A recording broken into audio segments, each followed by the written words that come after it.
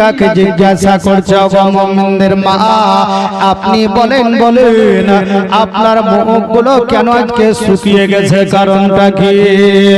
সঙ্গে সঙ্গে উসমান গানিকে ডেকে বলল, ওগো বাবা শুনো শুনো, আল্লাহর নবীজির ঘরে আজকে বিশ্ব নবী শাহজিবাকা নবী মুহাম্মদুর রাসূলুল্লাহ সাল্লাল্লাহু তাআলা আলাইহি ওয়াসাল্লামের বাড়িতে এক নয় দুই নয় 3 দিন ধরে অনাহারে জীবন যাপন করছে, খাবার পাইনি, অনাহারে রয়েছে।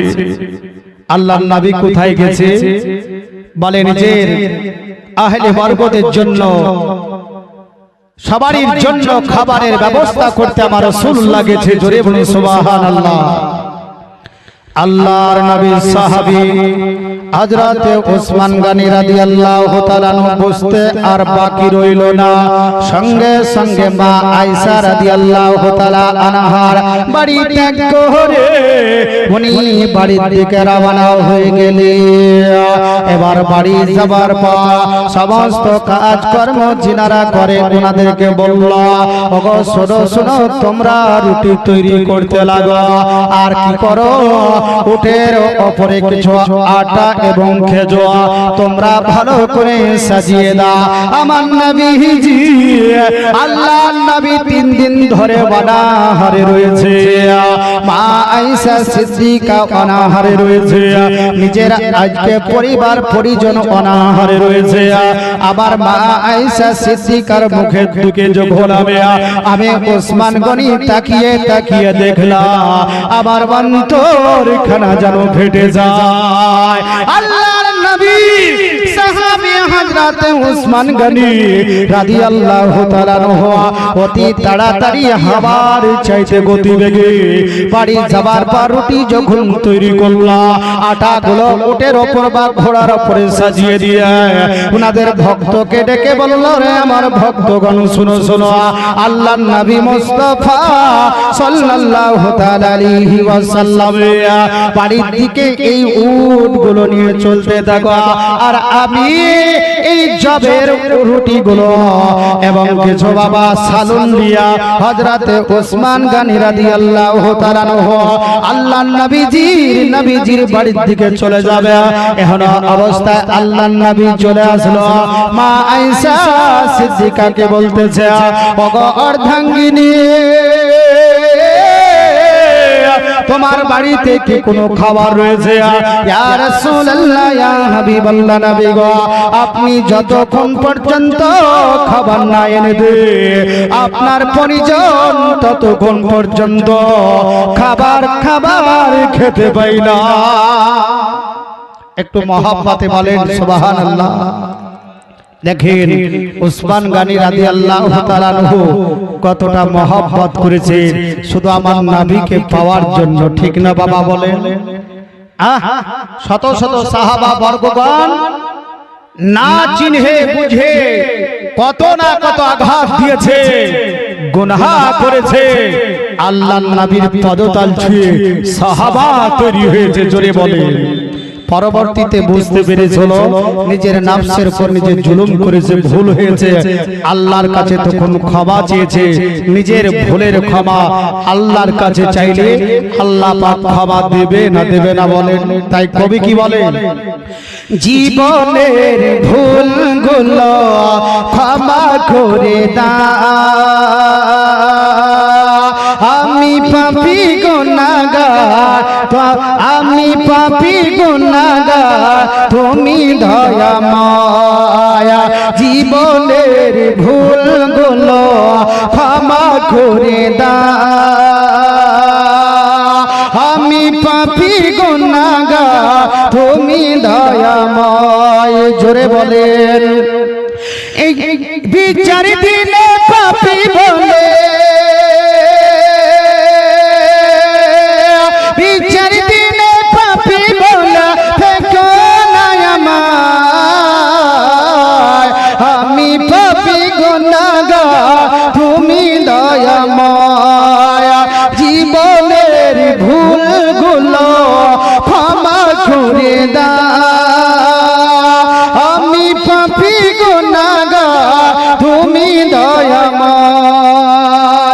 জোরে বলেন ইয়া রাসূলুল্লাহ। এই জীবনে কত গুনাহ করেছি আমি জানা জানা, এই জীবনে কত গুনাহ করেছি আমি জানা জানা, তুমি যদি করো ক্ষমা, তুমি যদি করো ক্ষমা ও গো দয়াময়,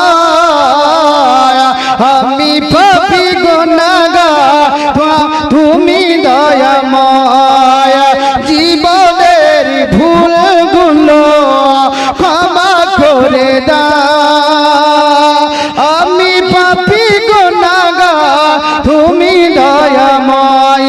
জোরে বলেন। ইনারা এইভাবে ক্ষমা চেয়েছে, আল্লাহ রাসূলের পদতল ছুঁয়েছে, আল্লাহ পাক ক্ষমা করে দিয়ে সাহাবা তৈরি করেছে। জোরে বলেন। আল্লাহ নবীজি মা আয়েশা সিদ্দিকাকে ডেকে বলে, ওগো আয়েশা বলো বলো কোন কি খাবারের সুব্যবস্থা করা হয়েছে? ইয়া রাসূলুল্লাহ, ইয়া হাবিবাল্লাহ, নবী গো আমি কোথায় খাবার পাবো?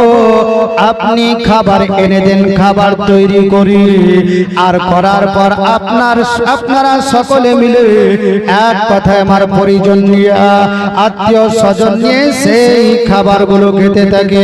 ইয়া রাসূলুল্লাহ, ইয়া হাবিবাল্লাহ, এক নয় দুই নাই 3 দিন ধরে ওগো নবীজি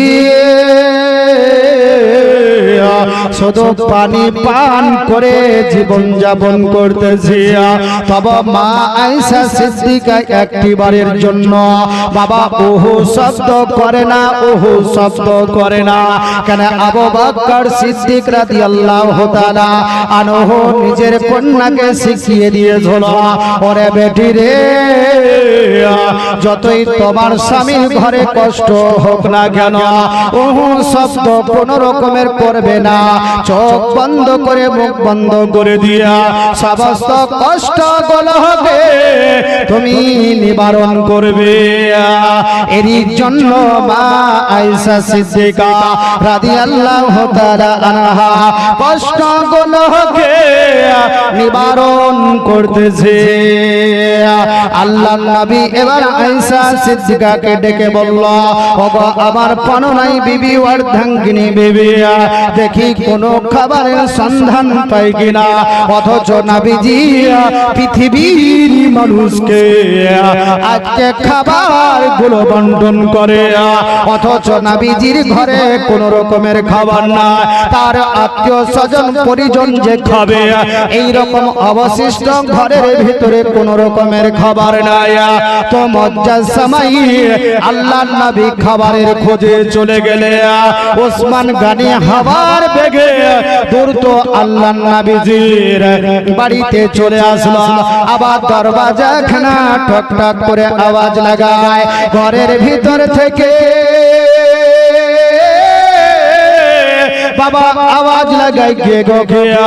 সঙ্গে সঙ্গে ওসমান গানি বলল, ওগো উম্মাহাতুল মুমিনিয়া, মুমিনদের মা, জননী, কলিজার টুকরা, পৃথিবীর কোনো মানুষ নাই, আমি হলে ওসমান গানি, আপনি একটু দরওয়াজা খোলা খুলে দিয়া।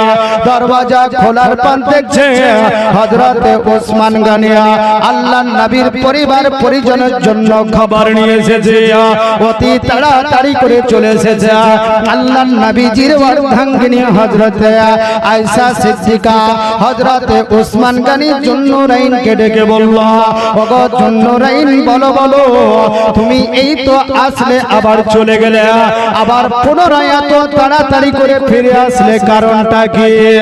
ওগো উম্মাহাতুল মুমিনিন, মুমিনদের মা, জননী, আপনাদের জন্য আমি তাড়াতাড়ি করে চলে এসেছি। ইয়া রাসূলুল্লাহ, ইয়া হাবিবাল্লাহ, নবীজি পরিবার পরিজন অনাহারে রয়েছে, এক নয় দুই নয় 3 দিন ধরে আল্লাহর নবীর পরিবাররা কোন রকমের খাবার পায়নি, অনাহারে দিন এবং রাত্রি কাটায়। একটু মহব্বতে বলবেন না? আর একটু জোরে বলেন, বুঝতে পারছেন ওয়াজ? ভালো লাগছে? আজি জানে মোহতারাম বারাদান ইসলাম ওগো উম্মাহাতুল মুমিনিন, এই খাবারগুলো আপনি খেয়ে নেন।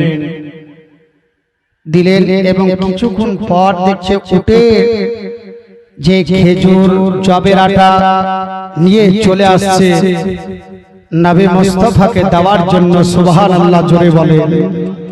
অথচ নবীর নিকটে কোনো জিনিসের অভাব নাই, তবে নবীজি গরিবী হালাত পছন্দ করতেন। কেন? গরিবী যারা থাকে, আল্লাহর নবীজি বলেছেন 500 বছর আগে খোদার ওই জান্নাতে যাবে। জোরে বলে যাবে না? যাবে। এবার খাবারগুলো দিলেন, দেওয়ার পর মা আয়েশা সিদ্দিকা রাদিয়াল্লাহু তাআলা আনহা উনি চিন্তা করলো, যদি এই সময় আমি খাবারগুলো খেয়ে নিয়া আমার দরদি নবী রহমাতুল লিল আলামিন পৃথিবীর সেরা বাহমানো আল্লাহ পাক যদি নবীকে না তৈরি করত, আসমান জমিন হয়ে গেলে মান জান্নাত জাহান্নাম জিবরিল মিকাইল ইসরাফিল মাশরিক মাগরিব আজকে সিমাল জুনুম মানব দানব হয়ে গেলে মা আবার আল্লাহ পাক কোন জিনিস তৈরি করতেন না। করতেন বলেন, কোন মন্ত্র তৈরি করত না, কোন আজকে বাবা সূত্র তৈরি করত না, কোন জিনিস তৈরি করতেন না। একমাত্র আমার নবীজির ওসিলায় আল্লাহ পাক তৈরি করেছে। মা আয়েশা সিদ্দিকা খাবারগুলো নিয়ে খাবারের দিকে একবার তাকিয়ে দেখছে আর একবার গেটের দিকে তাকিয়ে দেখছে। আমার নবীজি কখন আসবে আর খাবারগুলো দেব আমি। আমার নবীজি 3 দিন ধরে কোনো খাবার খাইনি, আম্মা 3 দিন ধরে কোনো খাবার খাইনি। আল্লাহর নবীজি পেটে কখনো পাথর বেঁধে জীবন যাপন করেছে কিনা বলেন? পেটে পাথর বেঁধে আল্লাহর নবীজি জীবন যাপন করেছে। তবে উম্মতেরকে জিজ্ঞাসা করেছে, তোমরা কিছু খেতে পেয়েছো কিনা? নবীজির পেটে পাথর রয়েছে, অথচ উম্মতকে জিজ্ঞাসা করছে খেতে পেয়েছো কিনা।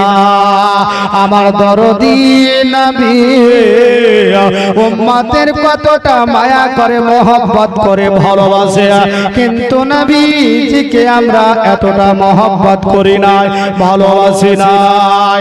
বারবার দরওয়াজার দিকে তাকিয়ে দেখে, একবার খাবারের দিকে তাকিয়ে রয়েছে। আল্লাহর নবী মুস্তাফা পৃথিবীর সেরা মহামানব এবার যখন বাড়ির দিকে চলে আসছে, দরওয়াজা খানা টক টক করে নবীজি আল্লাহর নবী যখন দরওয়াজা টক টক করে আওয়াজ লাগালো, আল্লাহর নবীর অর্ধাঙ্গিনী হযরতে মা আয়েশা সিদ্দিকা রাদিয়াল্লাহু তাআলা আনহা দরওয়াজা খানা বাবাকে খোলার পূর্বে জিজ্ঞাসা করছে কে? আল্লাহর নবীজি সালাম করলো, দরওয়াজার ভিতরে প্রবেশ করলো। আর নবীজি আমার